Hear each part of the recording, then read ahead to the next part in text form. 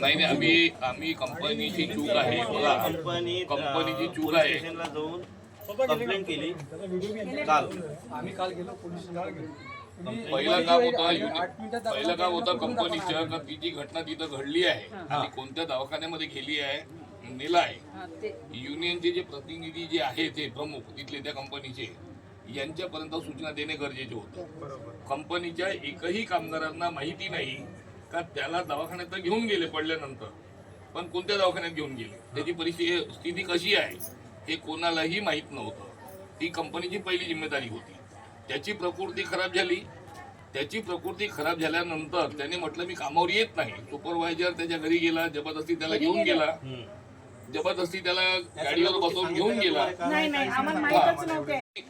Manager आहे त्याच्याकडे तो सुट्टी मागायला गेला का माझी प्रकृती बरोबर नाहीये, मी काम करू शकत नाही, आणि सुट्टी मागायला गेल्यानंतर त्याला सुट्टी दिली नाही. म्हणजे ही जोर जबरदस्ती आहे.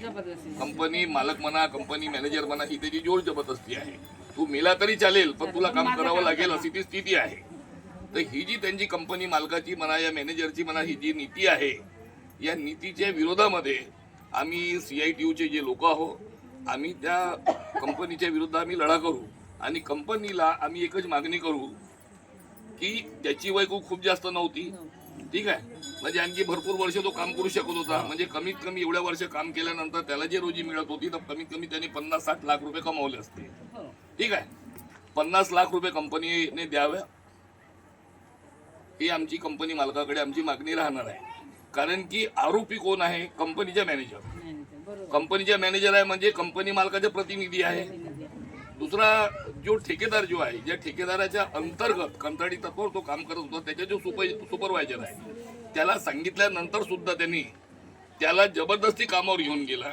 3दा सुट्टी मागितल्यानंतर गेटवर गेल्यानंतर गेटवरून परत पाठवलं. धागा तुटला, खाली बसला, त्याला भोवळ आली, तो पडला, डोक्याच्या भारावर पडला, डोक्याच्या खाली जे काही आलं असेल डोकं फुटलं, बेशुद्ध अवस्थेमध्ये तो होता. पण तो शेवटपर्यंत कामगारांना कोणतीही खबर नाही. मृत झाल्यानंतर कोणत्या तिसऱ्या व्यक्तीकडून कामगारांना याची माहिती मिळालेली आहे आणि हे चुकीचे आहे. हे चुकीचे आहे. परिवाराच्या लोकांना भरती केल्यानंतर सांगितलं, त्यांनी पुरेपूर माहिती परिवाराच्या लोकांना दिलेली नाही, पुरेपूर माहिती दिलेली नाही. आज कंपनीचे जे काय युनियनचे जे प्रतिनिधी आहे, युनियनच्या प्रतिनिधींना माहिती मिळाली असती, आम्ही स्वतः तिथे गेलो असतो, आम्ही विचारपूस केली, सत्य माहिती गोळा केली असती. संघटनेमार्फत आम्हाला ज्या काही प्रक्रिया ज्या राबवायच्या होत्या त्या आम्ही प्रक्रिया सर्व राबवल्या असत्या. हा महत्वाचा विषय. तरी आता जीव तर गेला, आपण काही करू शकत नाही.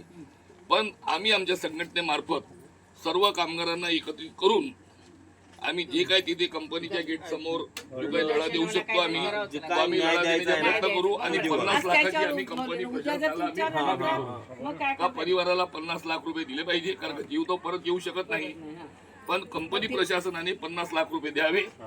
म्हणजे मोठा अमाऊंट अगर द्यावा लागला तर दुसऱ्या कामगाराबरोबर दुसऱ्यांदा अशी घटना होणार नाही, होणार नाही. तर हे त्यांच्या लक्षात आणून द्यायचे आहे.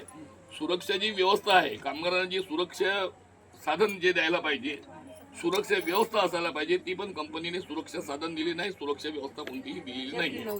त्यामुळे आरोपी कंपनी आहे. संघटनेमार्फत निवेदन तिथे दिले आहे पोलीस विभागाला. त्यानंतर जे पोलीस कमिशनर जे आहेत अमरावती जिल्ह्याचे, आम्ही परस्पर जाऊन पोलीस कमिशनरला भेटू आणि कंपनी मालकावर कारवाई केली पाहिजे, ही आम्ही त्यांच्याकडे ही मागणी करू. आणि संघटनेशिवाय होणार नाही, संघटनेशिवाय होणार नाही. कुटुंबही नाही करू शकत, संघटना जी करू शकते. त्यामुळे आमचं सगळ्यांना रिक्वेस्ट, सगळ्यात मोठा काम आहे संघटनेचा.